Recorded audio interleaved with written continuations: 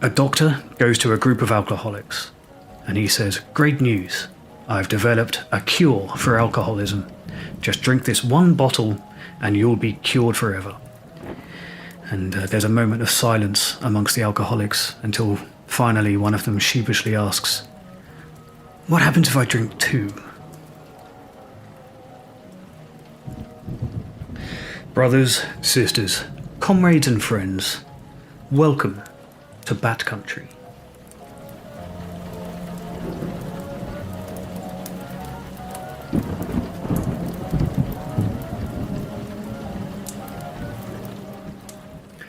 Now, listen. In this difficult episode, I am going to tell you specifically and unequivocally what my higher power is when I need one. This video is aimed solely at those who struggle with the idea of a higher power. So it's just for those people. If you are a person who is completely secure in your higher power and your relationship with God, please go do something productive. Stop watching this. Go do something of benefit to the world. Because I'm about to step on about 1,000 different landmines. So the fewer people who see it, the better. The institution of AA doesn't like people talking openly about the difficult stuff. But judging by my emails and my Instagram messages, it's the difficult stuff, in this case the God stuff, that is keeping a lot of people who really need help out of AA. The vast majority of emails and messages that I get are about God in AA. They're either about God in AA or they're about psilocybin. It's like 1/3 of people contact me to say they like what I do. 1/3 are asking me how I negotiate God in AA. And the final third are trying to sell me magic mushrooms. It just comes with the territory. But people want to know how I handle the God thing in AA. And I'm going to tell you today.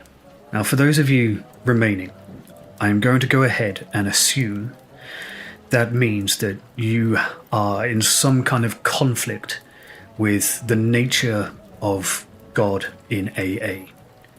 You might be wrestling with what it means to give in to a higher power. I think it would be useful to tell you truly exactly where I'm coming from. What is my actual position? Just to stop you being distracted trying to guess what I really think. I'll just tell you up front. I am not a religious person. There's not much spirituality in me. That doesn't mean I can't appreciate it. And I'm also not snobby about it. Because there is a lot of snobbery in AA. And the snobbery is opposite but equal. And what I mean by that is, like, in AA, fundamentalist Christians and progressive polyamorous anarcho-communist atheists are the same. In AA, they're perfect mirrors of each other, and they are equally snobby about each other too. I've seen both kinds in the rooms. I've listened to born-again Christians from Florida talk about being led to sobriety through Christ, and I've listened to dreadlocked crystal healers from Italy talk about aligning their chakras. And I've listened to blue-haired, non-binary punks in Berlin talk about fucking their way out of addiction.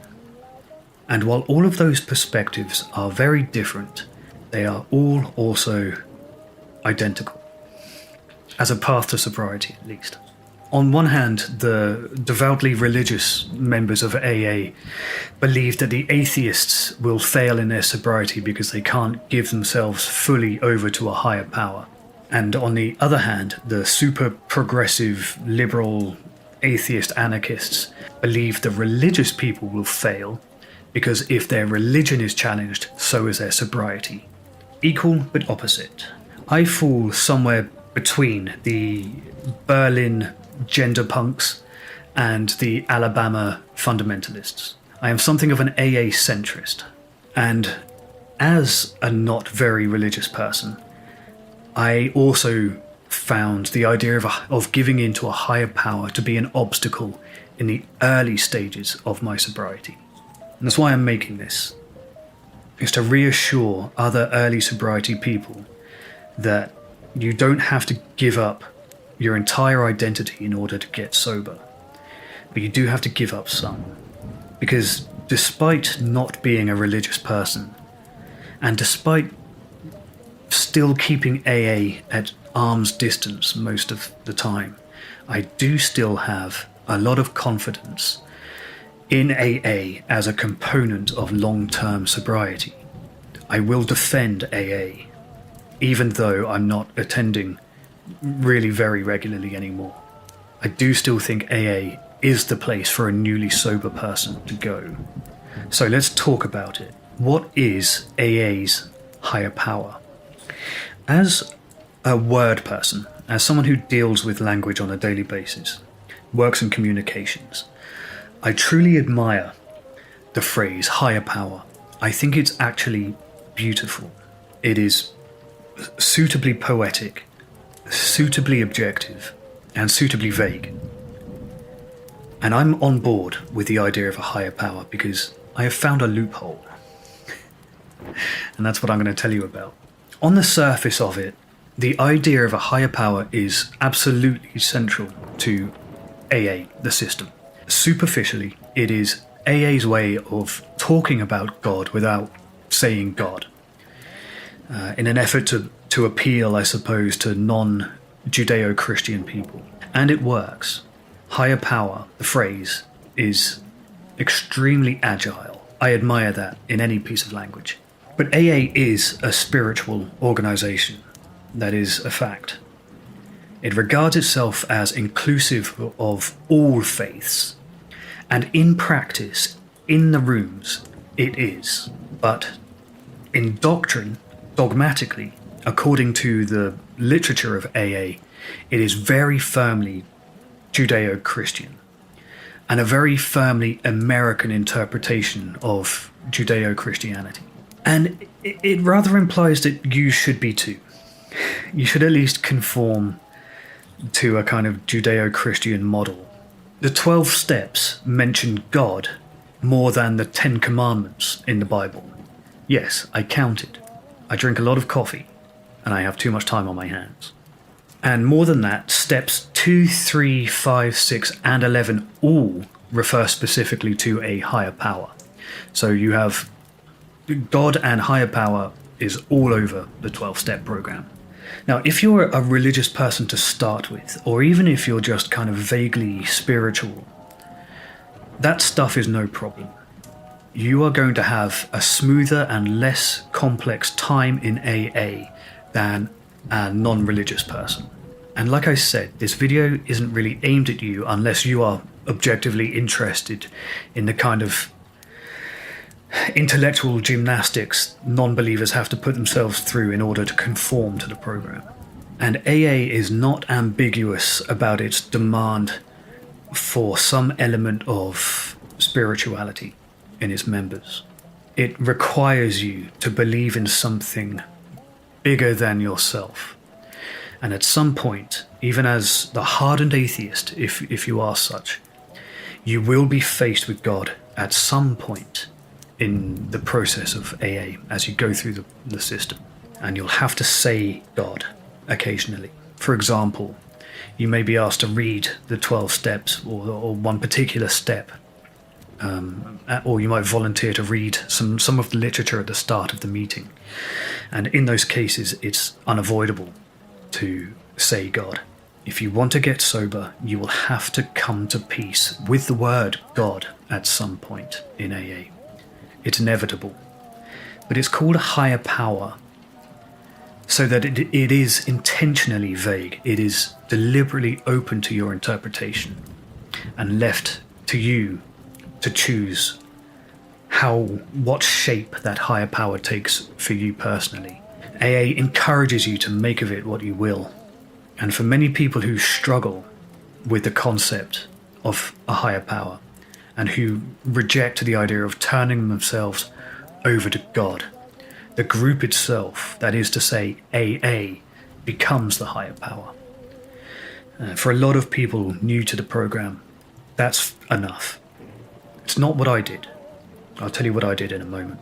And just as a side note, in more liberal places like Berlin, which is my main point of reference, it's really common to hear people ask directly what someone's higher power is.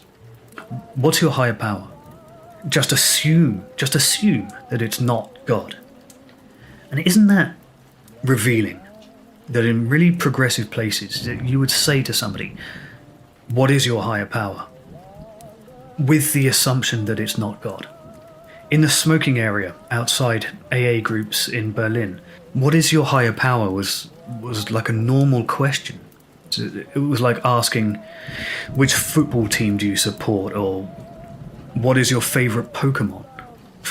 And I remember one time it came up, and there was one of the AA old heads in the smoking area, a very grumpy Irish man. He was one of those guys who had no time for the kind of tattooed blue hairs who were common in places like Berlin. Someone asked him, what's your higher power? And he kind of shrugged and took a puff on his cigarette and just went, God. And the way that they looked at him, he may as well have said, Pikachu. And I was grateful he said it. I was grateful. I was like, thank fuck someone actually said it. Anyway, there are a couple of reasons why the higher power is so central to AA, why it's inescapable in AA. And they're good reasons. The higher power concept comes from Bill W., the kind of founder of AA and his founding group. It comes from their belief that alcoholism is too powerful for a single individual to overcome alone. Alcohol's grip is so tight that it requires a strength greater than our own, greater than we can possess, in order to break out of it. And step one, after all, is the admission that we are powerless over alcohol. Getting out of alcoholism requires help, and that's why some people make AA itself their higher power. And it's why some people use abstract concepts like love or fellowship or family or community, something outside yourself. And then for some, a higher power, any higher power at all, provides hope. By partially entrusting our destiny into a power greater than ourselves, we no longer feel like everything is our responsibility. We can delegate some of our worries about the future to this higher power, whatever it is. We can accept that some things are beyond our control, and that frees us up. That gives us some mental bandwidth to focus temporarily solely on our own sobriety. It provides some reassurance that some things beyond our control will be okay. And the biggest benefit for a lot of people, I think, of a higher power is in its ability to foster humility. A higher power, or a power greater than ourselves, has the indirect effect of making us feel very inconsequential, very small, like a small part of a giant system. Truly believing that the world is not revolving around you and your problems, and recognizing that you are just a tiny cog in a giant complex machine, is crucial for breaking down the kind of undeserved pride and rampant egoism common to many alcoholics, including me. So I promised I would tell you what my higher power is, and I'll do that right now.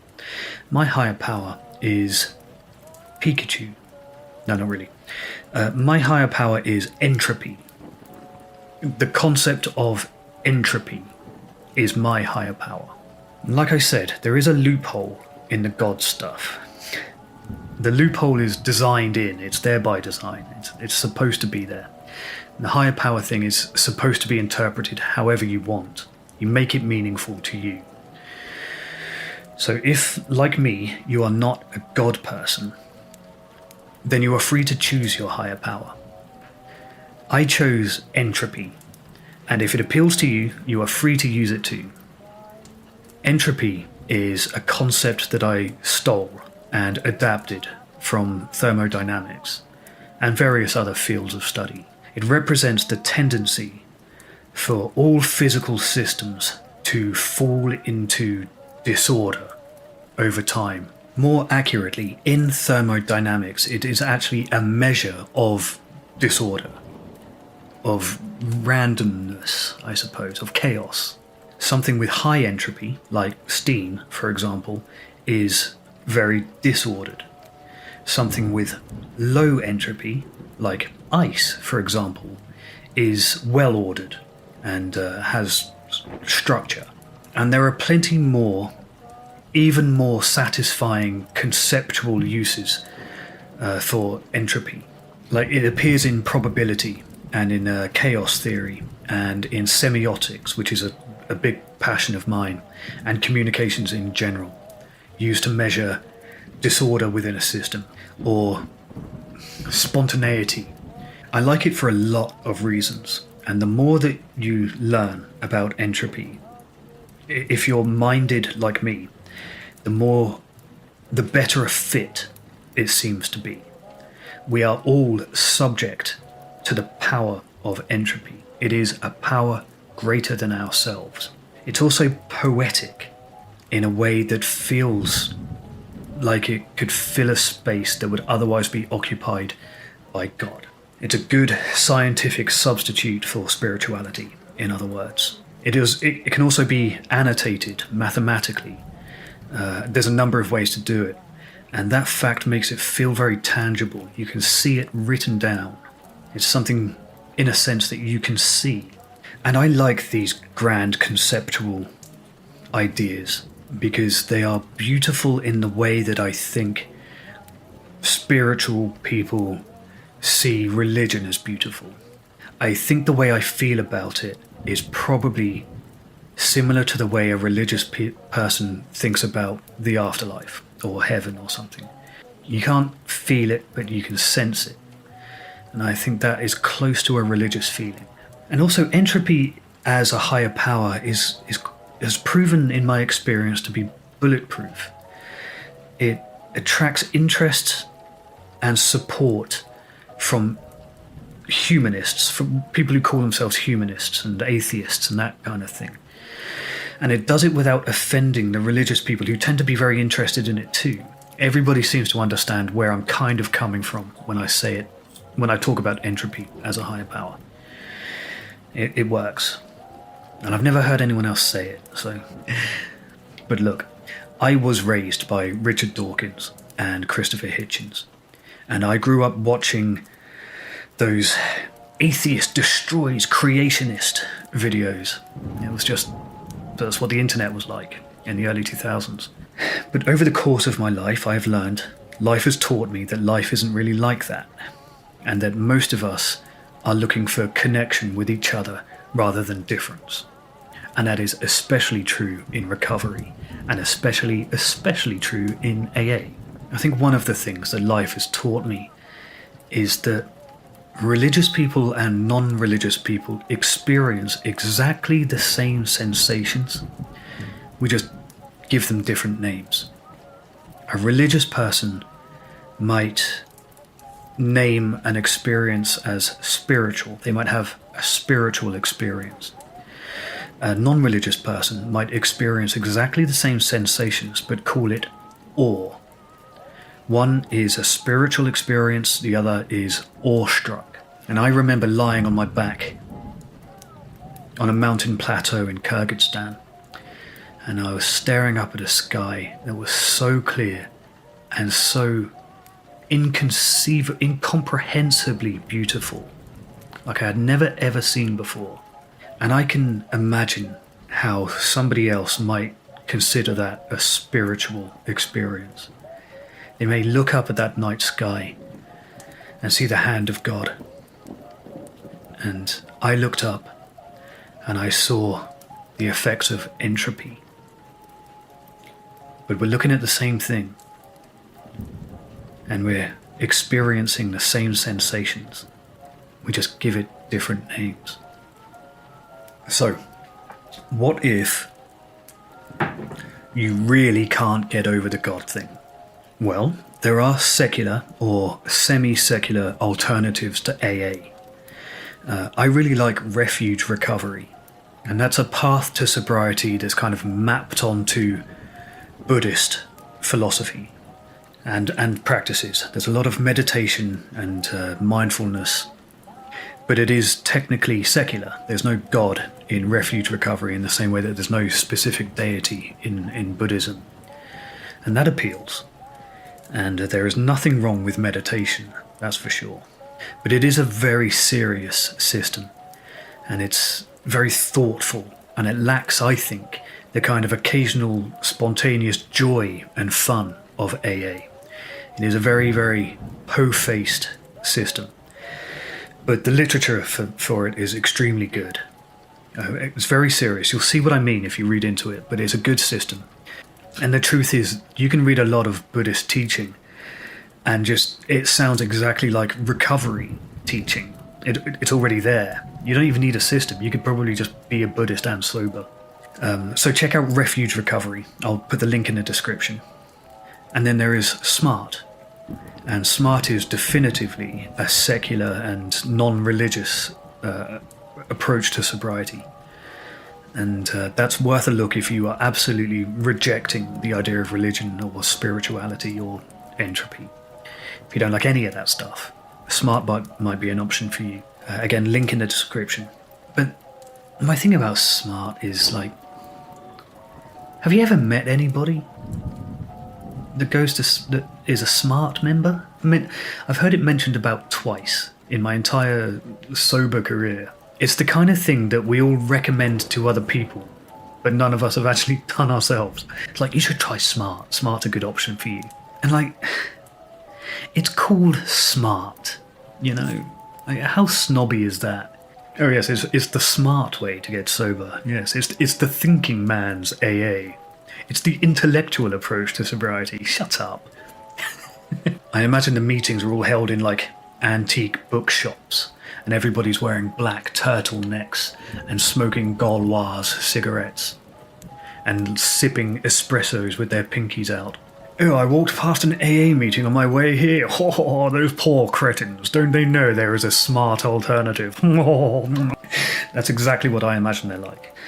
But look, the truth is, when you're reaching out to people like me and you're saying, I want to go to AA, but I don't like the God stuff, you're looking for excuses not to go. That's the truth. That's what you're doing.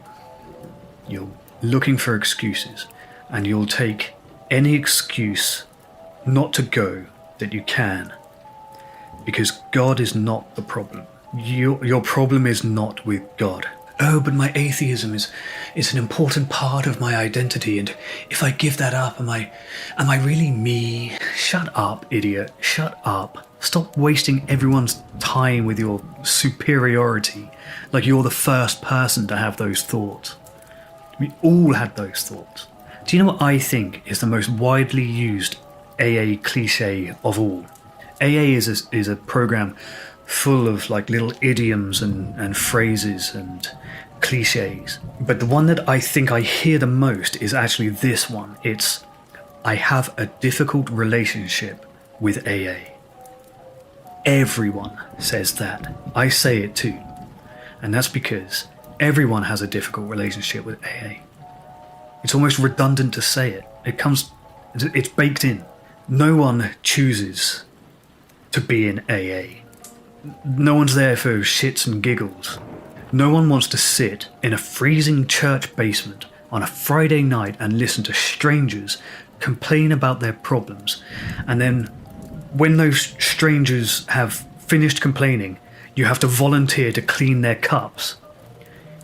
You'd have to be a fucking psychopath to do that for fun.